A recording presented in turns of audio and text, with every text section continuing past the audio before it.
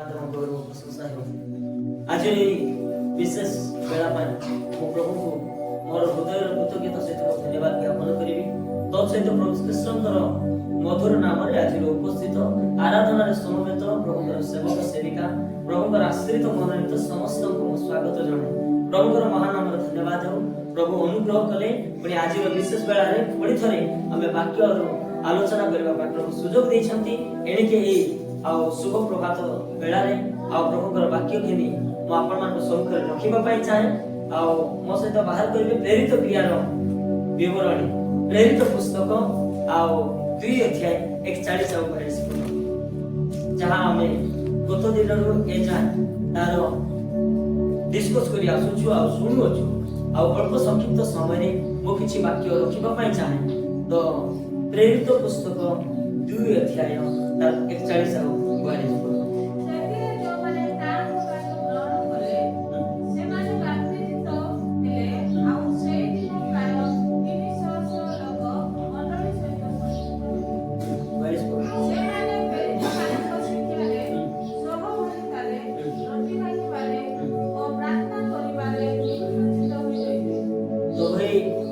जीवंत पठित वाक्य दे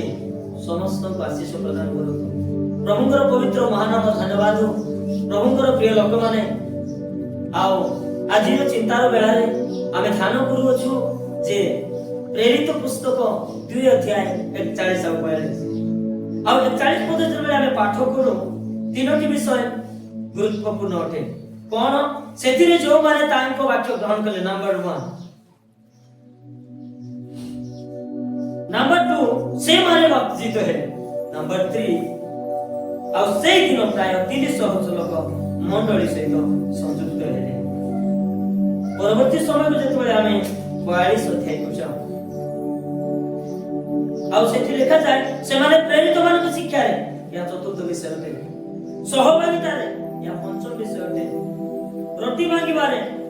या षष्ठ विषय रे और प्रार्थना करिबारे निविष्ट चित्त रे या सप्तम विषय रे मंडली रो सातोटी स्तंभ विषय रे बाइबल शिक्षा दिए मु आपण मान सम्मुख रे आज तीनोटी कथा रखिबा पाइ चाहे और से तीनोटी विषय होची सेतिरे जो माने तांको वाक्य ग्रहण कले सेतिरे जो माने तांको वाक्य ग्रहण कले तांको वाक्य माने प्रभु यीशु ख्रीष्ट को जॉन 1:1 रे लिखा जाय आद्य रे वाक्य थिले आ सेही वाक्य ईश्वर थिले 1:14 लिखा जाय सेही वाक्य देह पथै जगत रे प्रकाशित हेले मोर प्रिय प्रभु को लोक माने वाक्य प्रभु श्री कृष्ण को ग्रहण करिबा आ जो माने ग्रहण करिवे से मानकर परवर्ती स्टेप होची बाप्तिजित हेबा म आपण मान सम्मुख रखिबा पाइ चाहे आ जने बाप्तिजित हेला परे से जने से मंडली रे संयुक्त होइथाय मंडली बोली जेतबेले आसे आ सेतबेले दीटा मंडली संपर्क को कहा जाय बाइबल स्थानीय मंडली संपर्क रे कहे आ सर्वजनीय मंडली संपर्क रे कहे एनी के मोर प्रिय प्रभु को लोक माने आमे जहां आज आराधना रे समवेत होछु आ आमे बसी होछु आ वाक्य सुनु होछु एहा ओटे स्थानीय मंडली किदा आउन मंडली अछि जाकी अदृश्य मंडली जाकी सर्वजनीय मंडली बोली कहा जाय आ ता प्रथम कोरिन्थियो 12 अध्याय 13 और 14 पद लिखाई छी जे सार्वजनीय मंडली विषय रे आपण मानक सम्मुख रखिबा पाइ चाहे जे प्रभु श्री कृष्ण को निजर व्यक्तिगत त्राणकर्ता भाबरे आ से माने ग्रहण कले तत्परे आ से माने बातचीत हेले आ केउ प्रकार भाबरे से माने आ ग्रहण कले आ की प्रकार शिक्षा से माने पाइले हमें समझते जानो एकादश शिष्य मानक मध्य जणे जान को पितर बोली कहा जाय से जेतले उठिले आ वक्रता देले बाइबल हमन को क्लियर कहे जे से जेतले वाक्य परिवेषण कले आ सेतिरे जो माने तांको वाक्य ग्रहण कले अधिक संख्यार लोक समवेत सेठारे थिले किंतु 3000 लोक से माने प्रभु को ग्रहण कले बाइबल बतासे ईश्वरकर जीवंत वाक्य कहे आ सेतिरे जो माने तांको वाक्य ग्रहण कले मु आजी आपण मान को कहिबा पाइ चाहे आमे जेते जण एठारे आसी अछु प्रभु अनुग्रह कले आ दया कले आज वाक्य सुनिबा पाइ जे मु पछारिबा पाइ चाहे आमे से यीशु ख्रीष्ट को ग्रहण करि अछु आ की प्रकार भाबे आमे ग्रहण करि अछु कारण से आमनकर परित्राण करता अटंती आमनकर परित्राण निमंते आमनकर पाप क्षमा निमंते कारण आमे तांको ग्रहण करबा को हेबो की प्रकार ग्रहण करबा को हेबो रोमियो 2 अध्याय 9 पद रे लिखा जाय जेणु तुमे जदी मुखरे यीशु को प्रभु बोली स्वीकार करिवो आ ईश्वर तांको ମୃତ ମାନଙ୍କ ମଧ୍ୟରୁ ଉଠାଇ ଅଛନ୍ତି ବୋଲି ହୃଦୟରେ ବିଶ୍ୱାସ କରିବ ତେବେ ପରିତ୍ରାଣ ପ୍ରାପ୍ତ ହେବ। ଆମେ ଖାଲି ବିଶ୍ୱାସ କରିଛୁ କି ଯୀଶୁ ଖ୍ରୀଷ୍ଟ ପ୍ରଭୁ ବୋଲି ଆମେ ଗ୍ରହଣ କରିଛୁ କି ନାଇଁ ଆମେ ନିଜକୁ ସମୀକ୍ଷା କରୁ ଆଜିର ବାକ୍ୟର ଆଲୋଚନା ସମୟରେ। ମୋର ପ୍ରିୟ ପ୍ରଭୁଙ୍କ ଲୋକମାନେ ଆମେ କି ପ୍ରକାର ଯୀଶୁ ଖ୍ରୀଷ୍ଟଙ୍କୁ ଗ୍ରହଣ କରିଛୁ। ପ୍ରେରିତ ପାଉଲ ଶିକ୍ଷା ଦେବା ସମୟରେ ସେ ଗୋଟେ କଥା ସ୍ମରଣ କରାଇ ଦେଉଛନ୍ତି ଆଉ କି ପ୍ରକାର ଆମେ ପ୍ରଭୁ ଖ୍ରୀଷ୍ଟଙ୍କୁ ଗ୍ରହଣ କରିଅଛୁ। କାରଣ ପ୍ରେରିତ ପାଉଲ କହନ୍ତି ପ୍ରଥମ କରନ୍ତି 15 ଅଧ୍ୟାୟ ତାର 3-4 ପଦରେ ଏ ପ୍ରକାର ଲେଖାଯାଏ ଯଥା ଖ୍ରୀଷ୍ଟ ଶାସ୍ତ୍ର ଅନୁସାରେ ଆମମାନଙ୍କ ନିମନ୍ତେ ମୃତ୍ୟୁ ଭୋଗ କଲେ, ଖ୍ରୀଷ୍ଟ ଶାସ୍ତ୍ର ଅନୁସାରେ ସମାଧି ପ୍ରାପ୍ତ ହେଲେ, ଖ୍ରୀଷ୍ଟ ଶାସ୍ତ୍ର ଅନୁସାରେ ତୃତୀୟ ଦିବସରେ ସେ ଉତ୍ଥିତ ହେଲେ। ପ୍ରଭୁ ଯୀଶୁ ଖ୍ରୀଷ୍ଟ ମୋର ପାପ ପାଇଁ ଏ ଧରାପୃଷ୍ଠ ଜଗତକୁ ଆସିଲେ, ମୋର ପାପ ପାଇଁ ସେ ମୃତ୍ୟୁ ବରଣ ହେଲେ ଆଉ ପାପର ପ୍ରାୟଶ୍ଚିତ ସାରି ସେ ତୃତୀୟ ଦିବସରେ ଉତ୍ଥିତ ହେଲେ। ଆଉ ବାସ୍ତବରେ ଖ୍ରୀଷ୍ଟ ପ୍ରଭୁ ହିଁ କେବଳ ସେ ଉଦ୍ଧାରକର୍ତ୍ତା ଅଟନ୍ତି। ଯଦି ଆମେ ତ୍ରାଣକର୍ତ୍ତା ଭାବରେ ଗ୍ରହଣ କରିଅଛୁ ଅବିଳମ୍ବରେ ସେମାନଙ୍କର ଦ୍ୱିତୀୟ ବିଷୟ ହେବ ଯେ ସେମାନେ ବାପ୍ତିଜିତ ହେବେ। ମୋର ପ୍ରିୟ ପ୍ରଭୁଙ୍କ ଲୋକମାନେ ଆଜି ଆମେ ସମୀକ୍ଷା କରୁ ଆପଣ ଜୀବନକୁ ଆମେ ବସି ବାକ୍ୟ ଶୁଣୁଥିବା ସମୟରେ ନିଜକୁ ସମୀକ୍ଷା କରୁ ଆମେ କେଉଁଭଳି ଭାବରେ ଯୀଶୁଙ୍କୁ ଗ୍ରହଣ କରିଛୁ ନା ଆମେ କେବଳ ବିଶ୍ୱାସ କରିଛୁ। ସାରା ଜଗତର ଲୋକ ସେମାନେ ବିଶ୍ୱାସ କରିଅଛନ୍ତି କିନ୍ତୁ ଗ୍ରହଣ କରିଅଛନ୍ତି ବୋଲି ମୁଁ ସମସ୍ତଙ୍କୁ କହିବି ନାହିଁ। କାରଣ ସ୍ପେସିଫିକ ଭାବରେ ଆଉ ଯେଉଁମାନେ ପ୍ରଭୁ ଖ୍ରୀଷ୍ଟଙ୍କୁ ବିଶ୍ୱାସ କରିଅଛନ୍ତି नो डाउट से सारा जगतर ଲୋକମାନଙ୍କ ପାଇଁ ଆପଣ ଜୀବନ ପ୍ରଦାନ କଲେ। ଆମେ ସମସ୍ତେ ଜାଣୁ ଜହନ 3:16 ଲେଖା ଯାଏ କାରଣ ଈଶ୍ୱର ଜଗତକୁ ଏତେ ପ୍ରେମ କଲେ ଯେ କାରଣ ସେ ଜଗତର ସମସ୍ତ ମାନବ ଜାତି ପାଇଁ ସେ ବଳିକୃତ ହେଲେ। ଆମେ ବିଶ୍ୱାସ କରୁ କିନ୍ତୁ ଯେଉଁମାନେ ଏଇଟାକୁ ଆପଣାର କରିଛନ୍ତି ହୃଦୟ ମଧ୍ୟରେ ହୃଦୟଙ୍ଗମ କରିଛନ୍ତି ଆଉ ଗ୍ରହଣ କରିଛନ୍ତି କାରଣ ଖ୍ରୀଷ୍ଟ ଆମମାନଙ୍କର ପାପ ନିମନ୍ତେ ସେ ମୃତ୍ୟୁ ଭୋଗ କଲେ। ଏହା ବ୍ୟକ୍ତିଗତ ଚିନ୍ତାଧାରା ଅଟେ। ସେ ଆମମାନଙ୍କର ପାପ ନିମନ୍ତେ ମୋ ପାପ ନିମନ୍ତେ ମୃତ୍ୟୁ ଭୋଗ କଲେ ଆଉ ସେଇ ଖ୍ରୀଷ୍ଟ ମୋର ପାପ ନିମନ୍ତେ ସେ ସମାଧି ପ୍ରାପ୍ତ ହେଲେ। ଖ୍ରୀଷ୍ଟ ଶାସ୍ତ୍ର ଅନୁସାରେ ସେ ତୃତୀୟ ଦିନରେ ଉତ୍ଥିତ ହେଲେ। এই কথা যেତେବେଳେ ଆମେ ବିଶ୍ୱାସ କରୁ ହୃଦୟ ସହିତ ଆମେ ଯଦି ବିଶ୍ୱାସ କରୁ ତାହେଲେ ଆମେ ପରିତ୍ରାଣ ପ୍ରାପ୍ତ ହଉ। ଆଉ ଯେତେବେଳେ ଜଣେ ପରିତ୍ରାଣ ପ୍ରାପ୍ତ ହୁଏ ତାର ସେକେଣ୍ଡ ବିଷୟ ହେଉଛି ବାପ୍ତିଜିତ। ମୋର ପ୍ରିୟ ପ୍ରଭୁଙ୍କ ଲୋକମାନେ ତିନୋଟି କଥା ସମ୍ପର୍କରେ ଆଜି ମୁଁ ଅଳ୍ପ ସମୟ ସଂକ୍ଷିପ୍ତ ରଖିବା ପାଇଁ ଚାହେଁ। ମନୁଷ୍ୟର ବିଷୟରେ ଯଦି କହିବି ମନୁଷ୍ୟର ଜନ୍ମ ଥରେ, ବିବାହ ଥରେ ଆଉ ମୃତ୍ୟୁ ଥରେ। ମୁଁ କହିବା ପାଇଁ ଚାହେଁ ଆଉ এই ପ୍ରେରିତ 2 ଅଧ୍ୟାୟ 41 ପଦ କେବଳ one time କେବଳ ଥରେ ହିଁ ହୁଏ। ବାକ୍ୟ ଗ୍ରହଣ କରିବା, ବାପ୍ତିଜିତ ହେବା ଆଉ ମଣ୍ଡଳୀ ସହିତ ସଂଯୁକ୍ତ ହେବା ଏଇଟା ଥରେ କେବଳ ହୁଏ। ବାକ୍ୟ ଗ୍ରହଣ କରିବା ଆଉ ବାପ୍ତିଜିତ ହେବା ମଣ୍ଡଳୀ ସହିତ ସଂଯୁକ୍ତ ହେବା। ଯେପରି ମୁଁ କହିଲି ମନୁଷ୍ୟର ଜନ୍ମ କେବଳ ଥରେ, ବିବାହ କେବଳ ଥରେ, ମୃତ୍ୟୁ କେବଳ ଥରେ। ତିନୋଟି ବିଷୟ ମୁଁ ଆପଣମାନଙ୍କ ସମ୍ମୁଖରେ କହିବା ପାଇଁ ଚାହେଁ। এই ପରିତ୍ରାଣ ସମ୍ପର୍କରେ ମୁଁ ତିନୋଟି ବିଷୟ କହିବା ପାଇଁ ଚାହେଁ। ପରିତ୍ରାଣ ପାଇଛୁ ଆଉ କେଉଁ ପ୍ରକାରେ ଯେ ଯୀଶୁ ଖ୍ରୀଷ୍ଟଙ୍କୁ ପ୍ରଭୁ ବୋଲି ମୁଖରେ ସ୍ୱୀକାର କରିଛୁ ଆଉ ଯୀଶୁ ଖ୍ରୀଷ୍ଟଙ୍କୁ ସେ ମୃତମାନଙ୍କ ମଧ୍ୟରୁ ଉଠାଇ ଅଛନ୍ତି ବୋଲି ହୃଦୟରେ ବିଶ୍ୱାସ କରିଛୁ ଆଉ ସେଇଦିନ ଆମେ ପରିତ୍ରାଣ ପ୍ରାପ୍ତ ହେଇଛୁ ରୋମିଓ 10:9 ଅନୁସାରେ। ପୁଣି ମୁଁ କହିବା ପାଇଁ ଚାହେଁ ପରିତ୍ରାଣ ସମ୍ପର୍କରେ ଆଉ ଦ୍ୱିତୀୟ ପରିତ୍ରାଣ। ପ୍ରଥମ ପରିତ୍ରାଣ ହେଉଛି ଆମେ ପାଇଛୁ ଯୀଶୁଙ୍କୁ ହୃଦୟ ସହିତ ଗ୍ରହଣ କରି ଆମେ ପରିତ୍ରାଣ ପାଇଛୁ। ଆଉ ପ୍ରଥମ କରନ୍ଥୀୟ 15 ଅଧ୍ୟାୟ ତାର 2 ପଦରେ ଏ ପ୍ରକାର ଲେଖାଯାଏ। ଏ ପଦ ମୁଁ ପଢିବା ପାଇଁ ଚାହେଁ। ହେ ଭାଇମାନେ ମୁଁ ତୁମମାନଙ୍କ ନିକଟରେ ଯେଉଁ ସୁସମାଚାର ପ୍ରଚାର କରିଥିଲି ଯାହା ତୁମେମାନେ ଗ୍ରହଣ କରିଥିଲ ଜହିରେ ମଧ୍ୟ ସ୍ଥିର ହୋଇ ରହିଅଛ। ମୁଁ ଯେଉଁ ପ୍ରକାର ତୁମମାନଙ୍କ ନିକଟରେ ତାହା ପ୍ରଚାର କରିଥିଲି ଏହା ତୁମମାନଙ୍କୁ ସ୍ମରଣ କରାଉଛି। ଯଦି ତୁମେମାନେ ତାହା ଦୃଢ଼ ଭାବରେ ଧରିଥାଅ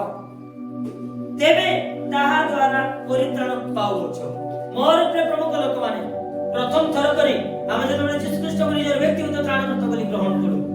ଆଉ ସେଇ ବାକ୍ୟ ଆମମାନଙ୍କ ହୃଦୟ ମଧ୍ୟରେ ସଞ୍ଚୟ କରି ରଖିଲୁ ଆଉ ସେଇ ଦିନରୁ ମୁଁ କହିବା ପାଇଁ ଚାହେଁ ଆଉ ଯେତେ ଜଣ ବି ବାପ୍ତିଜିତ ହେଲୁ ଆଉ ମଣ୍ଡଳୀ ସହିତ ସଂଯୁକ୍ତ ହେଲୁ ଆଉ 42 ପଦ ଅନୁସାରେ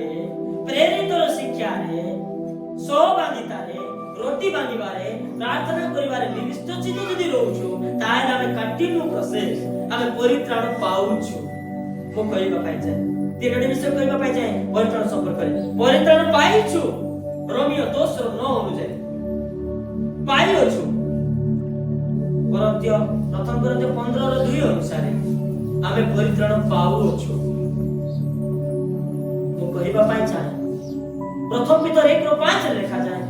ଆମେ ଶେଷରେ ପରିତ୍ରାଣ ପାଇବାକୁ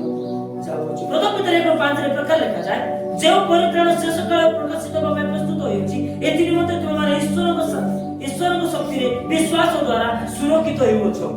ଏହା ଭବିଷ୍ୟତରେ ପରିତ୍ରାଣ ପାଇବା। ମୋର ପ୍ରିୟ ପ୍ରଭୁଙ୍କ ଲୋକମାନେ ମୁଁ କହିବା ପାଇଁ ଚାହେଁ ପ୍ରଭୁ ଅନୁଗ୍ରହ ଆଉ ଦୟା କରନ୍ତୁ। ଆମମାନଙ୍କର ମଧ୍ୟ ଶାରୀରିକ ଭାବରେ ତିନୋଟି ବିଷୟ ଅତି ଗୁରୁତ୍ୱପୂର୍ଣ୍ଣ ଅଟେ। ପ୍ରଥମ ତେସଲୋନିକେ 5:23 ରେ ଲେଖାଯାଏ ପ୍ରାଣ ଆତ୍ମା ଆଉ ଶରୀର। ପ୍ରାଣ ଆତ୍ମା ଆଉ ଶରୀର ମନୁଷ୍ୟ ଆଉ ଏ ପ୍ରାଣ ଆତ୍ମା ଶରୀର ସହିତ ଜୀବନ ଯାପନ କରେ। ତିନୋଟି କାଳ ମଧ୍ୟ ଅଛି, ଅତୀତ କାଳ, ବର୍ତ୍ତମାନ କାଳ ଆଉ ଭବିଷ୍ୟତ କାଳ। ଆମମାନଙ୍କର ଯେତେବେଳେ এই ଧରାପୃଷ୍ଠ ଜଗତ ମଧ୍ୟରେ ଜନ୍ମ ଗ୍ରହଣ କରୁ, ଗୋଟେ ଛୁଆ ଯେତେବେଳେ ଜନ୍ମ ଗ୍ରହଣ କରେ ହୁଏତ ସେ ପରିବାରର ଗୋଟେ ସଦସ୍ୟ ହୁଏ, ହୁଏତ ସେ ଗୋଟେ ସ୍ଥାନୀୟ ମଣ୍ଡଳୀର ସଦସ୍ୟ ହୁଏ, ହୁଏତ ସେ ଗାଁର ଗୋଟେ ସଭ୍ୟ ହୁଏ। କିନ୍ତୁ ମନେ ରଖିବା ପ୍ରିୟ ପ୍ରଭୁଙ୍କ ଲୋକମାନେ ଗୋଟେ ଭାରତର ସଭ୍ୟ ହେବା ପାଇଁ ହେଲେ, ଭାରତର ନାଗରିକ ହେବା ପାଇଁ ହେଲେ ତାକୁ 18 ବର୍ଷ ଆବଶ୍ୟକ ପଡେ। 18 ବର୍ଷ ହେଲେ ହିଁ ଜଣେ ଭାରତର ନାଗରିକ ହୋଇଥାଏ। ଏଣିକି ମୁଁ ଆପଣମାନଙ୍କୁ ସବୁକୁ ରଖିବା ପାଇଁ ଚାହେଁ, କିନ୍ତୁ ମୁଁ ଆଜିର ବାକ୍ୟରେ କହିବା ପାଇଁ ଚାହେଁ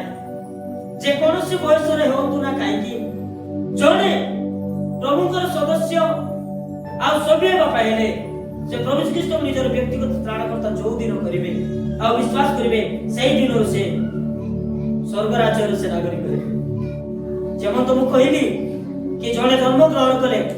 ହୁଏତ ସେ ପରିବାରର ସଦସ୍ୟ ହେଇପାରେ, ଗାଁର ସଦସ୍ୟ ହେଇପାରେ, ମଣ୍ଡଳୀର ସଦସ୍ୟ ହେଇପାରେ, କିନ୍ତୁ ସ୍ୱର୍ଗର ନାଗରିକ ହେଇନପାରେ। କାରଣ କାହିଁକି ଯେ ଯାଏ ସେ ଜଣେ ପ୍ରଭୁଙ୍କୁ ନିଜର ବ୍ୟକ୍ତିଗତ ତ୍ରାଣକର୍ତ୍ତା ବୋଲି ଗ୍ରହଣ କରିନାହିଁ ଆଉ ସେ ଯାଏ ସେ ସ୍ୱର୍ଗର ନାଗରିକ ହେବ ନାହିଁ। ମୋ ସହିତ ବାହାର କରିବେ ଏଫେସୀୟ 2:19 ପଦରେ ଲେଖାଯାଏ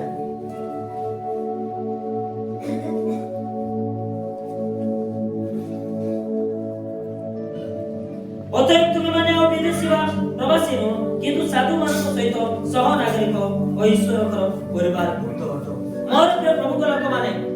ମୁଁ କହିବା ପାଇଁ ଚାହେଁ ଯେଉଁମାନେ ବି এই ଜଗତରେ ଜନ୍ମଗ୍ରହଣ କରନ୍ତି ଯେ ଯାଏ 18 ବର୍ଷ ହୋଇନାହିଁ ସେମାନେ ଭାରତର ଗୋଟେ ସଦସ୍ୟ ବା ଭାରତର ନାଗରିକ ହେଇପାରିବେ ନାହିଁ। ମୁଁ ଏଣିକି କହିବା ପାଇଁ ଚାହେଁ କ୍ଲିୟର କାଟ ଆଉ ଯେତେ ଜଣ ବି ଆମେ ଖ୍ରୀଷ୍ଟୀୟ ପରିବାରରେ ହେଇଥାଇ ପାରୁ, ବର୍ଷ ବର୍ଷ ଧରି ଆମେ ଆରାଧନା ଯାଇଥାଇ ପାରୁ, ବର୍ଷ ବର୍ଷ ଧରି ଆମେ ପୁରୁଣା ଖ୍ରୀଷ୍ଟିଆନ ହେଇଥାଇ ପାରୁ, ଆମ ପରିବାର ଅନେକ ସଭ୍ୟ ଖ୍ରୀଷ୍ଟିଆନ ହେଇଥାଇ ପାରନ୍ତି, କିନ୍ତୁ ଜଣେ ଯେ ଯାଏ ପ୍ରଭୁ ଖ୍ରୀଷ୍ଟଙ୍କୁ ନିଜର ବ୍ୟକ୍ତିଗତ ତ୍ରାଣକର୍ତ୍ତା ବୋଲି ଗ୍ରହଣ କରି ନାହିଁ ସେ ଈଶ୍ୱରଙ୍କ ନାଗରିକ ହେଇପାରିବ ନାହିଁ। ଏଣିକି ଏହା ବ୍ୟକ୍ତିଗତ କଥା ଅଟେ। ଏଣିକି ପ୍ରଭୁ ଅନୁଗ୍ରହ ଆଉ ଦୟା କରନ୍ତୁ ଆପଣଙ୍କୁ ମତେ ଆଜିର ବାକ୍ୟ ବୁଝିବା ପାଇଁ। ମୋର ପ୍ରିୟ ପ୍ରଭୁଙ୍କ ଲୋକମାନେ ମୁଁ କହିବା ପାଇଁ ଚାହେଁ ଯେହେତୁ ଆମେ ପ୍ରଥମ ଥର କରି ଆମେ ଆତ୍ମାରେ ପରିତ୍ରାଣ ପାଇଛୁ, ଆତ୍ମାରେ ପରିତ୍ରାଣ ପାଇଛୁ ଆଉ ଯେ ପ୍ରକାର କୁହାଯାଏ ଯୀଶୁକୁ ଗ୍ରହଣ କରିବା ପରବର୍ତ୍ତୀ ସମୟରେ ଆମେ ଆତ୍ମା ଗ୍ରହଣ କରିବା नो। ମୁଁ ଆଜି ବାକ୍ୟ ପ୍ରକାର କହିବା ପାଇଁ ଚାହେଁ ବାକ୍ୟ ସିଧାସଳଖ ଆମକୁ ପ୍ରୁଫ ଦିଏ। ଏଫେସୀୟ 1:13 ପଦ କହେ, କଣ କହେ ଏଫେସୀୟ 1:13 ପଦ? ତାହାଙ୍କଠାରେ ତୁମେମାନେ ସୁଦ୍ଧା ସତ୍ୟ ବାକ୍ୟ ଅର୍ଥାତ୍ ତୁମମାନଙ୍କ ପରିତ୍ରାଣର ସୁସମାଚାର ଶୁଣି ବିଶ୍ୱାସ କରି ପ୍ରତିଜ୍ଞାତ ପବିତ୍ର ଆତ୍ମାଙ୍କ ଦ୍ୱାରା କଣ ହେଇଛ? ମଧ୍ୟ ମୁଦ୍ରାଙ୍କିତ ହେଇଛ। ଆମେ ଯେତେବେଳେ ପ୍ରଭୁ ଖ୍ରୀଷ୍ଟଙ୍କୁ ଗ୍ରହଣ କରୁଛୁ, ତ୍ରିଏକ ପରମେଶ୍ୱରଙ୍କୁ ଆମେ ଗ୍ରହଣ କରୁଛୁ, ପିତା ପୁତ୍ର ଓ ପବିତ୍ର ଆତ୍ମାଙ୍କୁ ଆମେ ଗ୍ରହଣ କରୁଛୁ। ଏଣିକି ମୁଁ କହିବା ପାଇଁ ଚାହେଁ ପ୍ରେରିତ 2:41 ପଦ କେବଳ ଥରେ ହୁଏ। ବାକ୍ୟ ଗ୍ରହଣ କରିବା କେବଳ ଥରେ, ବାପ୍ତିଜିତ ହେବା କେବଳ ଥରେ, ମଣ୍ଡଳୀ ସହିତ ସଂଯୁକ୍ତ ହେବା କେବଳ ଥରେ। ଏଣିକି ଯେଉଁମାନେ ବ୍ୟକ୍ତିଗତ ତ୍ରାଣକର୍ତ୍ତା ବୋଲି ଗ୍ରହଣ କରିଛନ୍ତି ସେମାନେ କେବଳ ସର୍ବଜନୀନ ମଣ୍ଡଳୀର ଅନ୍ତର୍ଭୁକ୍ତ ହେଇପାରିବେ ଆଉ ସ୍ଥାନୀୟ ମଣ୍ଡଳୀର ସଦସ୍ୟ ସମସ୍ତେ ହେଇପାରିବେ। ଗ୍ରହଣ କରିନଥିବା ଲୋକ ବି ଗ୍ରହଣ କରିଥିବା ଲୋକ ବି ସାଙ୍ଗେ ସାଙ୍ଗେ ଗୋଟେ ପରିବାରରେ ଛୁଆ ଜନ୍ମ ହେବ ଆଉ ମୁଁ ଯେ ପ୍ରକାର କହୁଥିଲି ଗୋଟେ ପରିବାର ସେ ସଭ୍ୟ ଗୋଟେ ଗାଁର ସେ ସଭ୍ୟ ଗୋଟେ ମଣ୍ଡଳୀର ସେ ସଭ୍ୟ ହୁଏ କିନ୍ତୁ ଏହା ସ୍ଥାନୀୟ ମଣ୍ଡଳୀର ସଭ୍ୟ ହୁଏ କିନ୍ତୁ ସର୍ବଜନୀନ ମଣ୍ଡଳୀର ସଭ୍ୟ ହେବା ପାଇଁ ହେଲେ ଆପଣଙ୍କୁ ଆଉ ମତେ ପ୍ରଭୁ ଯୀଶୁ ଖ୍ରୀଷ୍ଟଙ୍କୁ ନିଜର ବ୍ୟକ୍ତିଗତ ତ୍ରାଣକର୍ତ୍ତା ବୋଲି ଆଉ ଗ୍ରହଣ କରିବାକୁ ହେବ ବିଶ୍ୱାସ କରିବାକୁ ହେବ ଆଉ କି ପ୍ରକାର ବିଶ୍ୱାସ କରିବାକୁ ହେବ ଖ୍ରୀଷ୍ଟ ମୋର ପାପ ନିମନ୍ତେ ସେ ମୃତ୍ୟୁ ଭୋଗ କଲେ ପ୍ରଥମ କରିନ୍ଥ 15:3-4 ଅନୁସାରେ ଆଉ ଖ୍ରୀଷ୍ଟ ମୋର ପାପ ଅନୁସାରେ ସେ ସମାଧି ପ୍ରାପ୍ତ ହେଲେ ଆଉ ଖ୍ରୀଷ୍ଟ ମୋର ପାପକୁ ସମାପ୍ତ କରି ତୃତୀୟ ଦିବସରେ ସେ ଉତ୍ଥିତ ହେଲେ ଏଣିକି ମୁଁ ଯୀଶୁ ଖ୍ରୀଷ୍ଟଙ୍କୁ ନିଜର ବ୍ୟକ୍ତିଗତ ତ୍ରାଣକର୍ତ୍ତା ଭାବରେ ମୁଁ ବିଶ୍ୱାସ କରୁଛି କାରଣ ସେ ଖ୍ରୀଷ୍ଟ ପ୍ରଭୁ ଅଟନ୍ତି ସେ କେବଳ ମୋର ପାପ କ୍ଷମା କରିବାକୁ ଏ ଜଗତ ମଧ୍ୟକୁ ଆସିଥିଲେ ମୁଁ ବିଶ୍ୱାସ କରେ କି ସେ ପ୍ରଭୁ ଖ୍ରୀଷ୍ଟ ମୋର ପାପର ଆଉ ପ୍ରାୟଶ୍ଚିତ୍ତ ସେ କରିଅଛନ୍ତି ମୁଁ ବାସ୍ତବରେ ବିଶ୍ୱାସ କରେ ଏଣିକି ମୋର ପ୍ରିୟ ପ୍ରଭୁଙ୍କ ଲୋକମାନେ ଆମେ এই জগତରେ ଜୀବନ ଯାପନ କରୁଛୁ এই ଜଗତରେ ଆମେ କି ପ୍ରକାର ଆଉ ଅତିବାହିତ କରିବା ପ୍ରଭୁ ଆମକୁ ସାହାଯ୍ୟ କରନ୍ତୁ ଆମେ ଆତ୍ମାରେ ପରିତ୍ରାଣ ପ୍ରାପ୍ତ ହେଇଛୁ ଏଫେସୀୟ 1:13 ଅନୁସାରେ ଆମେ ପ୍ରାଣରେ ପରିତ୍ରାଣ ପାଉଛୁ ଗୀତ ସହିତ 19:7 ପାଇଁ ସଦା ପ୍ରଭୁଙ୍କର ବ୍ୟବସ୍ଥା ସିଦ୍ଧ କାରଣ ପ୍ରାଣର ସ୍ୱାସ୍ଥ୍ୟ ଜନ ମୋର ପ୍ରିୟ ପ୍ରଭୁଙ୍କ ଲୋକମାନେ ଗୀତ ସହିତ 19:7 ରେ ଲେଖାଯାଏ ସଦା ପ୍ରଭୁଙ୍କର ବ୍ୟବସ୍ଥା ସିଦ୍ଧ ଆଉ ପ୍ରାଣର ସ୍ୱାସ୍ଥ୍ୟ ଜନ ଆମର ପ୍ରାଣର ସ୍ୱାସ୍ଥ୍ୟ ନିମନ୍ତେ ଆମର ବାକ୍ୟର ଆବଶ୍ୟକ ଅଛି ଏଣିକି ମୁଁ କହିବା ପାଇଁ ଚାହେଁ ଆଉ ଆମର ଶରୀରର ଦିନେ ପରିତ୍ରାଣ ହେବ ଏଇଟା ଶେଷ ପରିତ୍ରାଣ ପ୍ରଥମ ଗୀତ 1:5 ପାଇଁ ମୋର ପ୍ରିୟ ପ୍ରଭୁଙ୍କ ଲୋକମାନେ ମୁଁ ଆପଣମାନଙ୍କୁ ସମୁଦ୍ର କହିବା ପାଇଁ ଚାହେଁ ଆପଣମାନଙ୍କୁ ସମୁଦ୍ର କହିବା ପାଇଁ ଚାହେଁ এই ଜଗତ ମଧ୍ୟରେ ଆମମାନଙ୍କର ଆଉ ତିନୋଟି ଶତ୍ରୁ ଅଛି ଶୈତାନ ଜଗତ ଆଉ ଶରୀର ଜଗତ ବାହିକ ଶତ୍ରୁ ଶରୀର ଆନ୍ତରିକ ଶତ୍ରୁ ଆଉ ଶୈତାନ ନରକର ଶତ୍ରୁ ଆଉ ଶତ୍ରୁକୁ ହଟାଇବା ପାଇଁ ହେଲେ ଏ ଶତ୍ରୁକୁ ବିନାଶ କରିବା ପାଇଁ ହେଲେ ଏ ଶତ୍ରୁକୁ ଆଉ ଦମନ କରିବା ପାଇଁ ହେଲେ ଆପଣଙ୍କ ମତେ ଶିକ୍ଷା ରହିବ ତୃତୀୟ ବିଷୟ ତ ୱାନ୍ ଟାଇମ୍ ହୁଏ କିନ୍ତୁ ଚାରୋଟି ବିଷୟ ବାରମ୍ବାର ହୁଏ ଜୀବନର ଶେଷ ସନ୍ଧ୍ୟା ପର୍ଯ୍ୟନ୍ତ ହୁଏ 41 ପଦ ଥରେ ହୁଏ ବାକ୍ୟ ଗ୍ରହଣ କରିବା ବାପ୍ତିଜିତ ହେବା ଆଉ ମଣ୍ଡଳୀ ସହିତ ସଂଯୁକ୍ତ ହେବା କିନ୍ତୁ 42 ପଦ ସେମାନେ ପ୍ରେରିତ ମାନଙ୍କ ଶିକ୍ଷାରେ ସହଭାଗିତାରେ ରୋଟି ଭାଙ୍ଗିବାରେ